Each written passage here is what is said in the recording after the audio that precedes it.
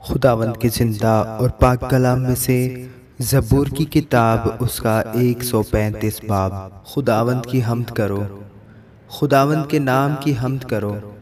اے خداوند کے بندو، اس کے نام کی حمد کرو۔ تم جو خداوند کے گھر میں ہمارے خداوند کے گھر کی بارگاہوں میں کھڑے رہتے ہو، خداوند کی حمد کرو، کیونکہ خداوند بھلا ہے۔ اس کے نام کی مدح سرائی کرو کہ یہ دل پسند ہے۔ کیونکہ خداوند نے یعقوب کو اپنے لیے اور اسرائیل کو اپنی خاص ملکیت کے لیے چن لیا ہے، اس لیے کہ میں جانتا ہوں کہ خداوند بزرگ ہے اور ہمارا رب سب معبودوں سے بالاتر ہے۔ آسمان اور زمین میں، سمندر اور گہراؤں میں خداوند نے جو کچھ چاہا وہی کیا۔ وہ زمین کی انتہا سے بخارات اٹھاتا ہے، وہ بارش کے لیے بجلیاں بناتا ہے اور اپنے مخزنوں سے آندھی نکالتا ہے۔ اسی نے مصر کے پہلوٹوں کو مارا، کیا انسان کے کیا حیوان کے۔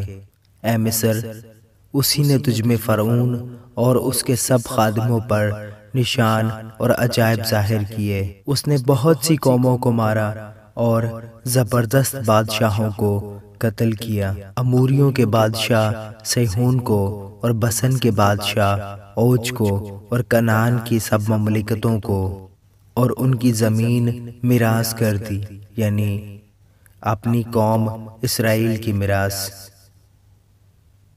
اے خداوند، تیرا نام ابدی ہے، تیری یادگار اے خداوند پشت در پشت قائم ہے، کیونکہ خداوند اپنی قوم کی عدالت کرے گا اور اپنے بندوں پر ترس کھائے گا۔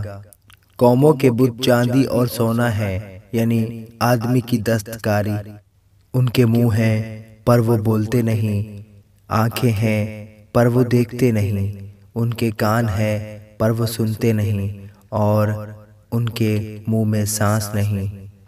ان کے بنانے والے انہی کی مانند ہو جائیں گے، بلکہ وہ سب جو ان پر بھروسہ رکھتے ہیں۔ اے اسرائیل کے گھرانے، خداوند کو مبارک کہو۔ اے ہارون کے گھرانے، خداوند کو مبارک کہو۔ اے لاوی کے گھرانے، خداوند کو مبارک کہو۔ اے خداوند سے ڈرنے والو، خداوند کو مبارک کہو۔ سیون میں خداوند مبارک ہو، وہ یروشلم میں سکونت کرتا ہے۔ خداوند کی حمد کرو۔ آمین۔